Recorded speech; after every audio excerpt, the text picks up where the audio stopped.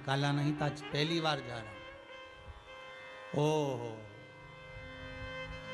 इतने से तो रखे हो, कोई तुमसे शिकार होगा?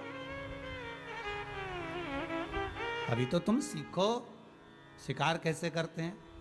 अपने माता पिता को देखो कि आगे कैसे बढ़ते हैं, कैसे किसी को पकड़ा जाता है, कैसे किसी को खींचा जाता है, कैसे किसी को नोचा जाता है, और तुम चले शिकार करने के लिए। अभी इतने से तो रखे हो, तुम्हें आएगा क्या?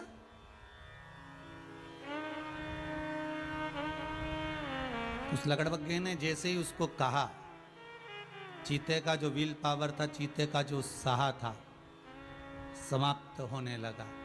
वो दिन भर घूमा पर तो उसने शिकार नहीं करा, उसको शिकार मिला भी नहीं और उसने करा भी नहीं, घूमता रही। ऐसा होता है कभी कभी। आप जब किसी धर्म के कार्य में आगे बढ़ते हो, सत्कर्म में आगे बढ़ते हो, पुण्य के कार्य में आगे बढ़ते हो, शिव महापुराण कथा को करवाने के लिए अग्रण्य होते हो, तो कहीं ना कहीं का बीच में कोई ना कोई लगड़बग्गा आ ही जाता है। कोई कहेगा बताओ अभी शिव पुराण करने की जरूरत क्या थी, अभी तो ऑनलाइन शिव पुराण हो रही है। अरे भैया, कराने में क्या जाता है, जीवन का कौन भरोसा।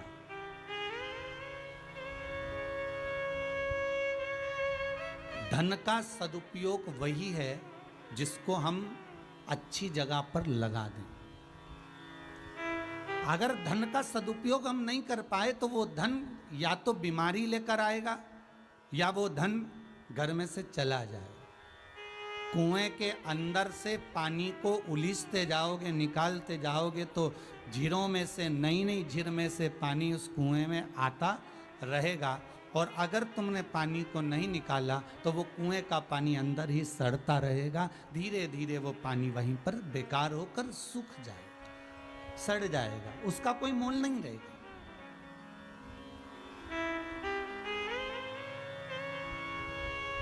अरे कितना उमंग!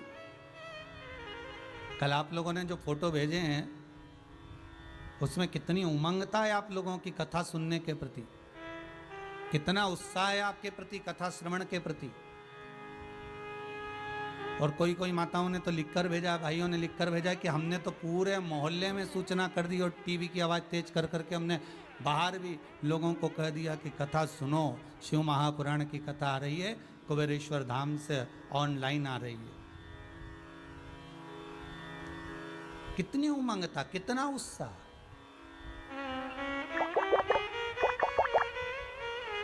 कल हम समीर जी को कह रहे थे, ऐसा लग रहा है जैसे कथा चालू नहीं हुई, जैसे दिवाली आ गई हो लोगों के हृदय में।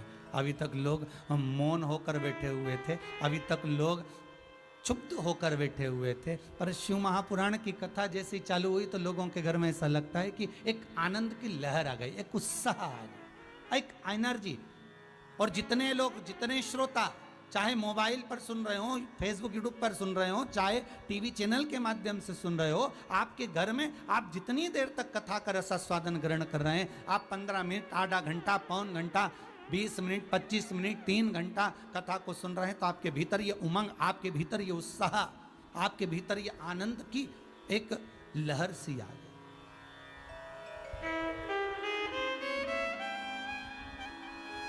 किसी माताजी ने एक प्रश्न कर कर भेजा है कि हमारे यहाँ कोरोना महामारी में हमारे ससुर शांत हो गए हैं, तो क्या हम शिव महापुराण की कथा सुनेंगे तो उनको प्राप्त हो जाएगी? बैसाख के महीने में सुन रहे हो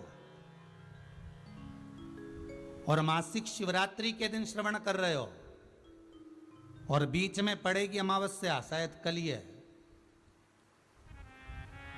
और बैसाख के महीने की जो अमावस्या होती है, इस अमावस के दिन महाराज, जिसको, जिन पितरों को, जो जीव बिना कुछ खाए पिए भूखा तड़प कर मर भी जाता है, तो बैसाख महीने की जो अमावस्या होती है, ये उस जीव को अन्न का भाग प्रदान कर देती है, फल प्रदान कर देती है।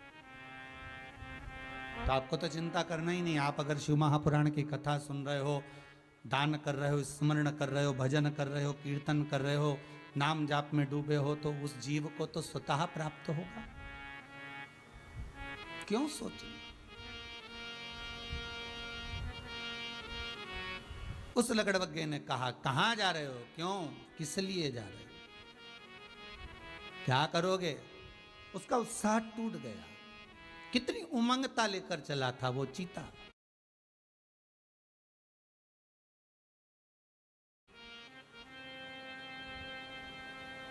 कितना उत्साह था उस चीते के मन में,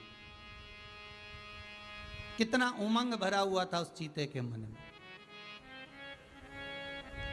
और चला था उमंग से, और एक लकड़बग्गे ने आकर उसकी उमंगता उसके समाप्त कर दी। उस दिन उसने कोई शिकार ही नहीं करा, वापिस आ गया। उदास मुकुतरा था। दूसरे दिन फिर चला, आगे बढ़ा तो लकड़बग्गे की बात याद आ गई कि मैं छोटा हूं, अभी ये कुछ नहीं कर सकता, अभी मुझ में इतनी दम नहीं है, मैं भले बड़ा हो गया, जवान हो गया, पर मुझ में इतनी पावरता नहीं है कि मैं शिकार कर सकूंगा। जाते जाते बीच में एक बूढ़ा बंदर मिल गया, एक बूढ़ा बंदर।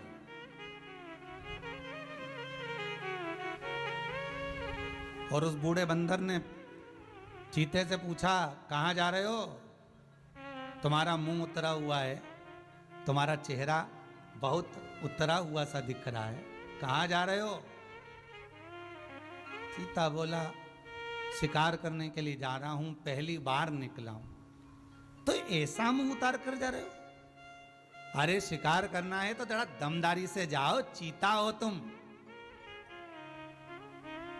और अभी तो तुम्हारी जवानी है, और युवान चीता होकर और तुम मुंह उतार कर जा रहे हो, क्यों घबराते हो। तुम में तो वो बल है कि तुम एक साथ 10 का शिकार कर सकते हो, तुम में वो बल है कि तुम 10 हाथियों को भी पटक सकते हो,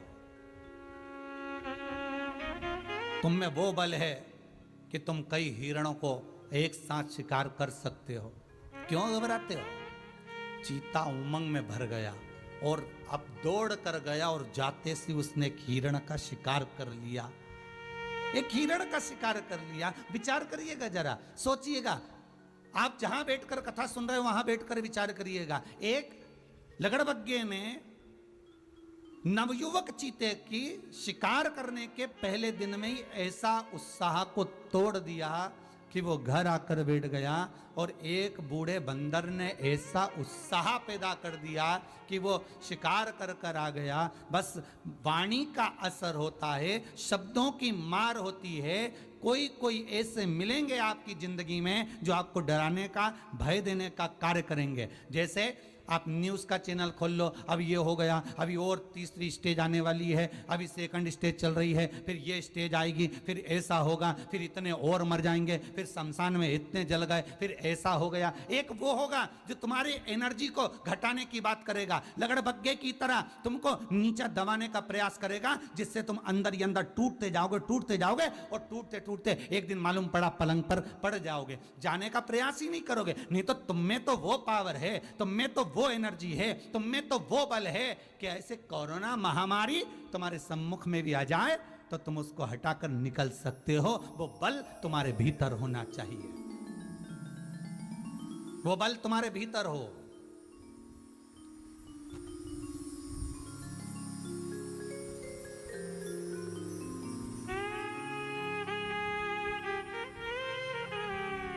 वो बल तुम्हारे भीतर होना चाहिए।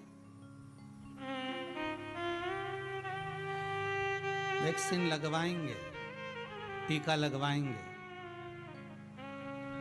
और कई लोग कह रहे हैं बुखार आ गया तो, कई लोग कह रहे हैं ऐसा हो गया तो। अब विचार कर, इससे पहले ना जाने कितने टीके लग गए होंगे, कितने इंजेक्शन लग गए होंगे, और ऐसे ही कई इंजेक्शन पहले बचपन में जब तू पैदा हुआ था गोद गोद कर लगे होंगे।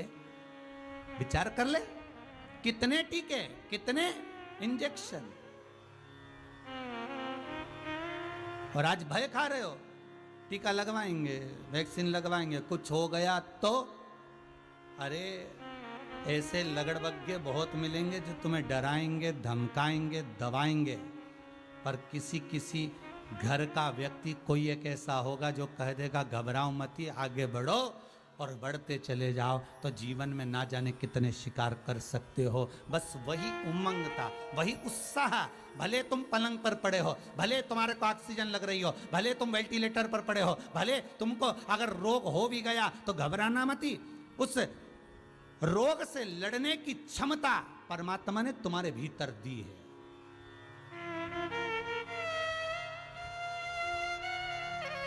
और वो है मेरा ओघड़दानी,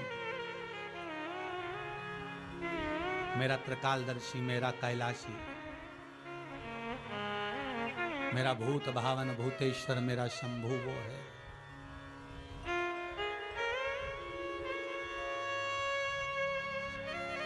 उसका स्मरण करते जाओ, वो करेगा। जय शंभु जय जय शंभु, जय शंभु जय जय शंभु।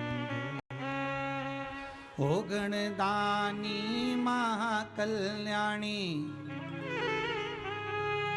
ओ गणदानी महाकल्याणी, नाम तुम्हारा है। जय शंभु जय जय शंभु, जय शंभु जय जय शंभु, जय शंभु जय जय शंभु, जय शंभु जय जय शंभु। ओ गणदानी महाकल्याणी, ओ गणदानी महाकल्याणी, ओ गणदानी महाकल्याणी, ओ गणदानी महाकल्याणी, नाम तुम्हारा है। जय शंभु जय जय शंभु, जय शंभु जय जय शंभु। जहाँ बैठे हो, जिस जगह पर बैठे हो, भाव से गाइए।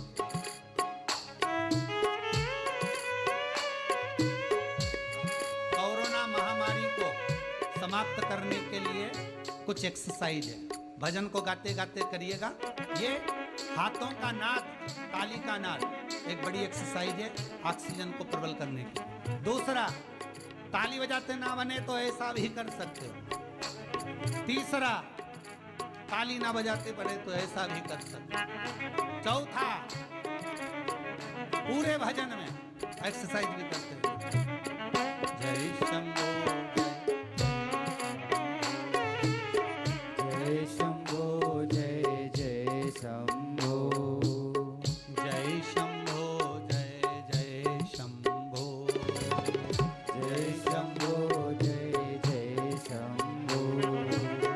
ओ गणदानी महाकल्याणी, ओ गणदानी महाकल्याणी, ओ गणदानी महाकल्याणी, ओ गणदानी महाकल्याणी, नाम तुम्हारा है।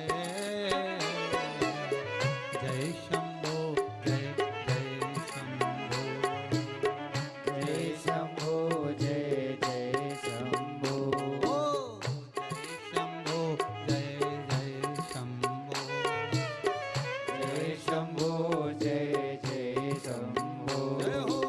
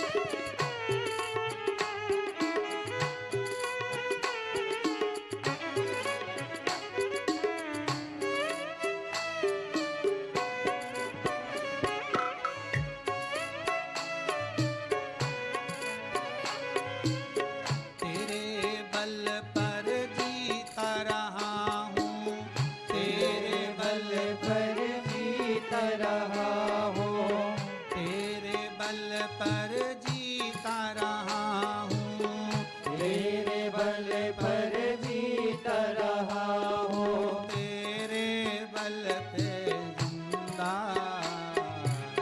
जय शंभो जय जय शंभो, जय शंभो जय जय शंभो, ओ जय शंभो जय जय शंभो, जय शंभो जय जय शंभो।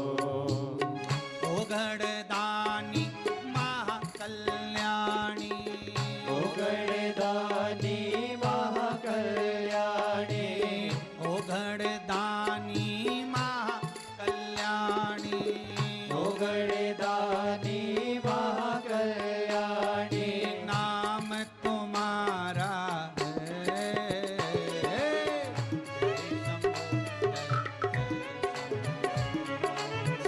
जय शंभो जय जय शंभो, ओ जय शंभो जय जय शंभो, जय शंभो जय जय शंभो, बोलो जय शंभो जय जय शंभो, जय शंभो जय जय शंभो, जय शंभो जय जय शंभो, जय शंभो जय जय ओ जय शंभो जय जय शंभो, जय शंभो जय जय शंभो। हे त्रिकालदर्शी कैलाशी,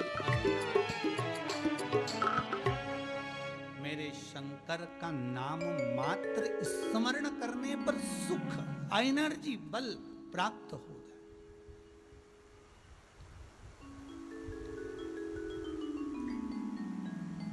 अरे कोई साधारण नहीं है शंकर।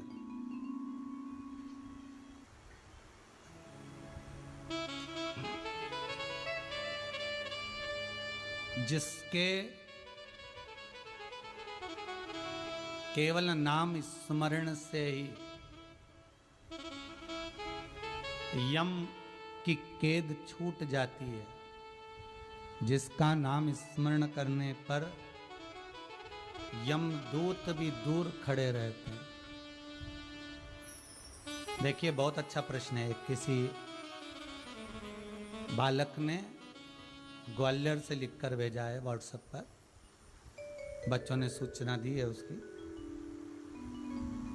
ब्रजेश जी के मोबाइल पर आया तो उसने कहा है गुरुजी से कहना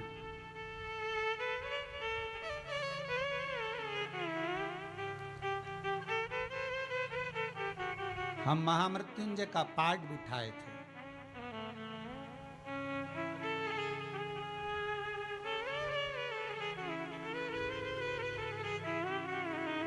फिर भी हम पिता को बचा नहीं पाए।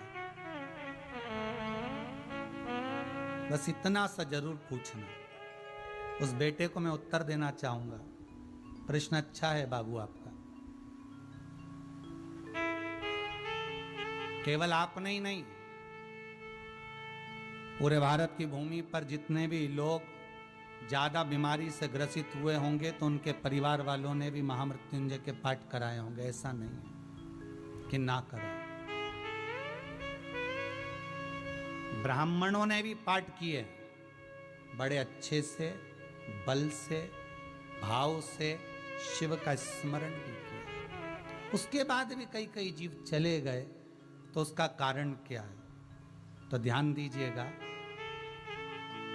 महामृत्युंजय का पाठ आपने कराया, सम्मुख में आड़े भी आए। आड़े कैसे आया? जैसे कोई दवाई नहीं मिल रही थी, कोई दवाई नहीं लग रही थी, तो महामृत्युंजय का अनुष्ठान कराने पर वो दवाई लगी और औषधि मिली भी, लगी भी।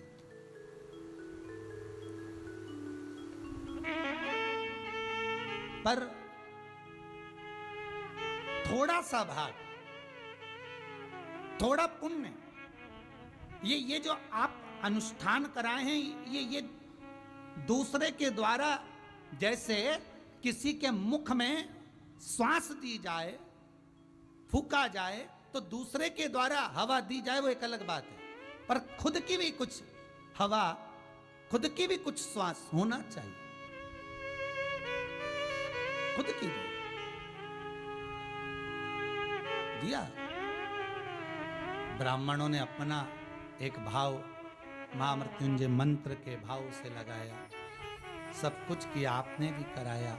हवा तो गई, पर उसके भीतर का भी तो बल होना चाहिए, उसके भीतर का भी तो एक बल हो, उसके भीतर का भी तो एक आनंद हो।